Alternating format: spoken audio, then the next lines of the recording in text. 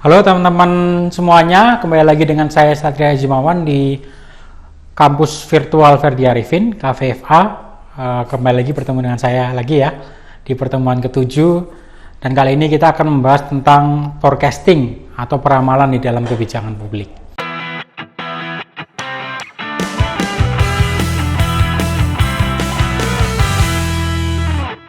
Nah, perlu teman-teman ketahui ini pertemuan ke-7 sebelum kita nanti masuk ke pertengahan semester ya, dan akan review materi-materi sebelumnya. Oke, sebenarnya teman-teman mungkin bertanya gitu ya, apa itu forecasting, peramalan mas, di dalam kebijakan publik? Apa definisinya, apa fungsinya, apa makna peramalan tersebut di dalam kebijakan publik?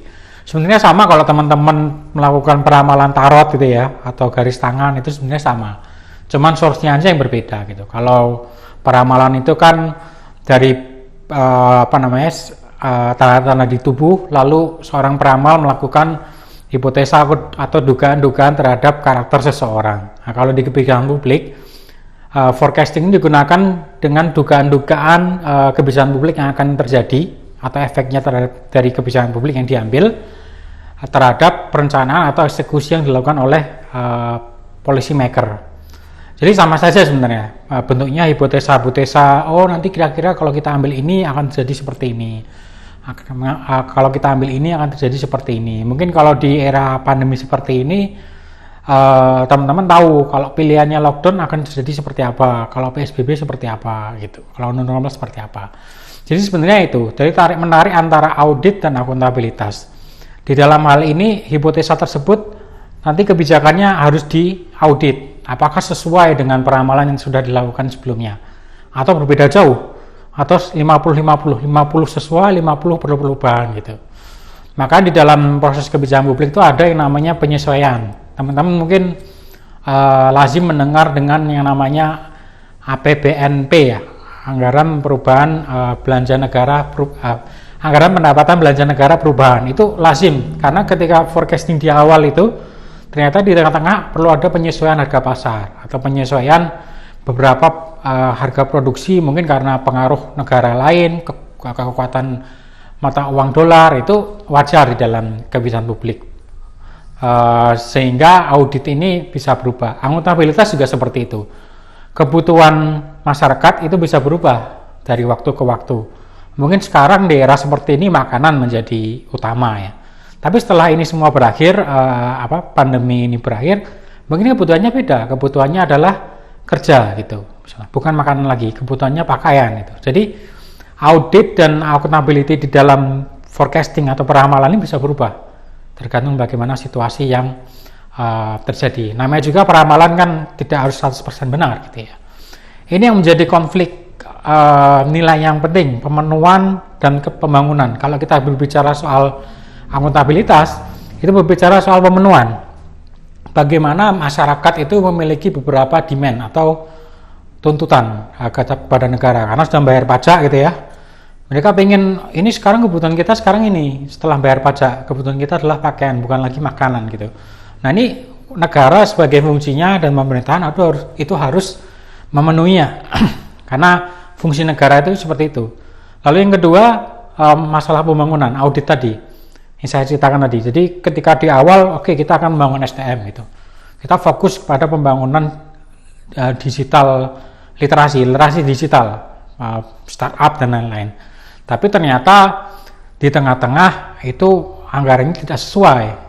Misalnya ketika kita mengalami seperti ini, harus ada beberapa perubahan investasi yang di startup dikasih ke pemenuhan kebutuhan dasar. Jadi di tengah-tengah harus berubah. Yang tadinya ingin membangun startup di akhir tahun 500 startup misalnya atau 1000 berkurang menjadi 500 karena 500-nya digunakan untuk pemenuhan kebutuhan dasar dalam merespon bencana misalnya seperti itu. Ini kan berubah forecastingnya, peramalannya, akhirnya auditnya juga berubah gitu. Ketika diaudit juga tidak bisa 100% tercapai, tetapi ada penyesuaian-penyesuaian. Ketika penyesuaian tersebut auditnya juga disesuaikan. Lalu contoh lain yang bisa saya kasih ke teman-teman adalah sesuai dengan konstitusi yang dicanangkan di dalam negara kita, yaitu pendidikan dan kesehatan. Mungkin sekarang lagi rame ya BPJS kesehatan ya, kenapa naik dan sebagainya. Itu sebenarnya tarik-menarik forecasting antara audit dan akuntabilitas, antara pemenuhan dan pembangunan. Di dalam pemenuhan, masyarakat ini memang butuh gitu. Apalagi di era sekarang yang penyakit itu mix ya, antara virus dengan penyakit-penyakit yang sebelum adanya virus gitu. Jadi masyarakat ini butuh, apalagi sekarang lagi kesulitan ya pendapatannya. Jadi masyarakat ketika BPJS naik itu rame, karena tuntutannya adalah justru jangan naik, karena health ini menjadi sektor yang penting di dalam merespon situasi seperti ini, sektor dasar. Apalagi di konstitusi juga dijamin gitu. Tetapi di dalam pembangunan ke depan, saya kira Indonesia itu tidak ingin kita bergantung terhadap obat gitu ya, dokter, asuransi kesehatan ya. Misalnya ketika flu gitu ya, ya teman-teman tidak perlu ke dokter lalu minta obat-obat antibiotik gitu ya. Justru kedepannya membangun kekebalan tubuh sendiri.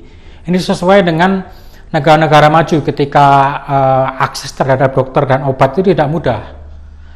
Ketika datang ke dokter sakit flu itu tidak langsung tiba-tiba dikasih obat gitu. Kalau sekarang kan karena punya BPJS gitu kan, datang ke dokter kasih obat gitu. Itu memang instan, memang cepat sembuhnya, tetapi tidak membangun pembangunan kesehatan yang baik, tidak membangun kekebalan tubuh, atau lebih tepatnya kalau bahasa teman-teman familiar di Kementerian Kesehatan itu namanya kesehatan masyarakat. Itu kan bagian dari pembangunan ke depan kesehatan bagi masyarakat Indonesia gitu.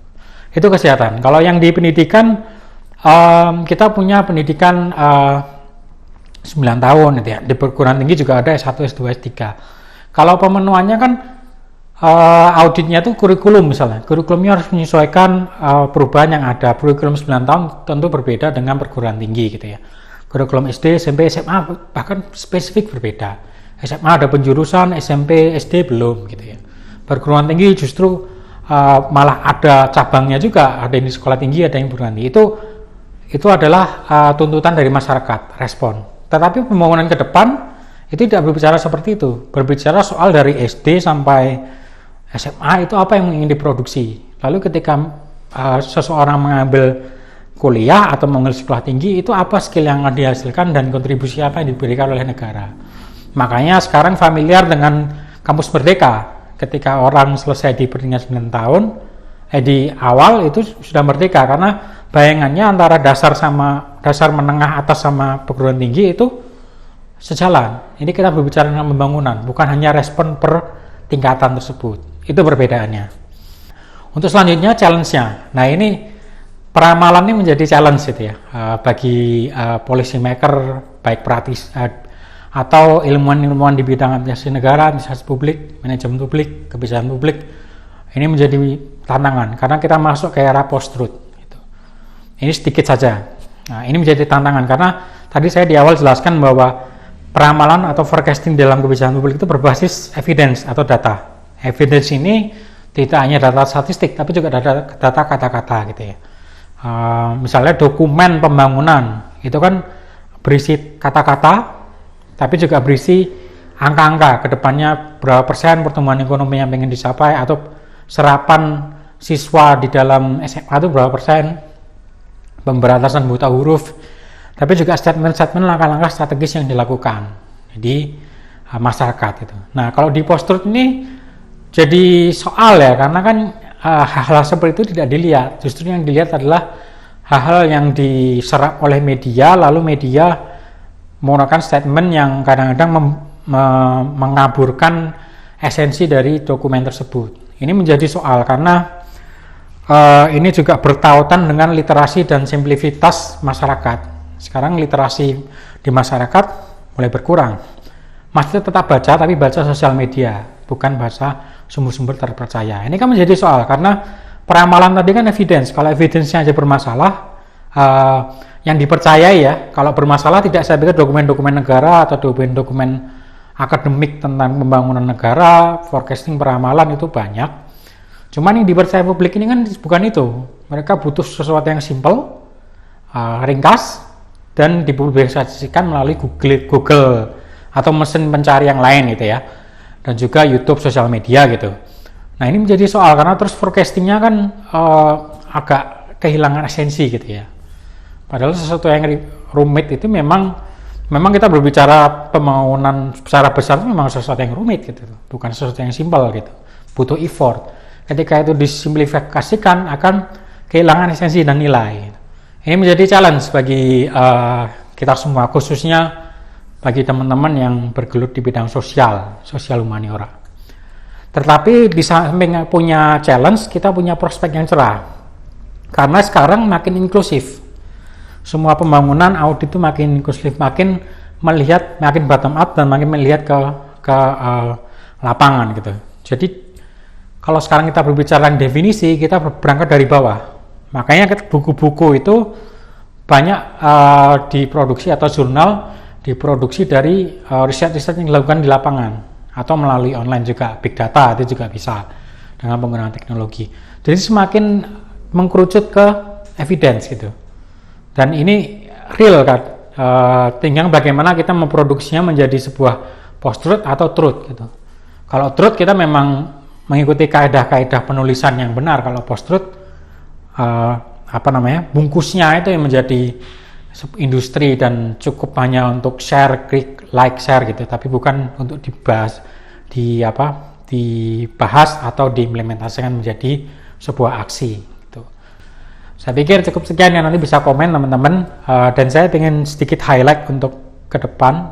Setelah ini pertemuan ke-8 saya akan membahas tentang penggunaan data di kebijakan publik. Mungkin nanti kita akan membahas tentang bagaimana data itu diperoleh oleh pemerintah, digodok gitu ya, didiskusikan karena ada konsep public hearing juga, dan juga terus digodok lagi, direvisi, lalu diproduksi gitu, termasuk dikonsumsi, dievaluasi, dan kemudian circle-nya balik lagi bagaimana evaluasi itu menjadi koreksi untuk pengambilan data selanjutnya begitu di satu sektor dan sektor-sektor lainnya. Nanti saya jelaskan secara definisi dan contohnya. Oke, sekian dari saya, Satria Ajimawan, di kampus virtual Vidya Arifin KVFA. Jangan lupa follow dan subscribe, termasuk share untuk berbagi ke teman-teman. Dan kalau teman-teman ada diskusi pertanyaan, silakan komen. Nanti saya respon komennya dan kita bisa saling berdiskusi di kolom YouTube KVFA. Terima kasih. Sampai jumpa.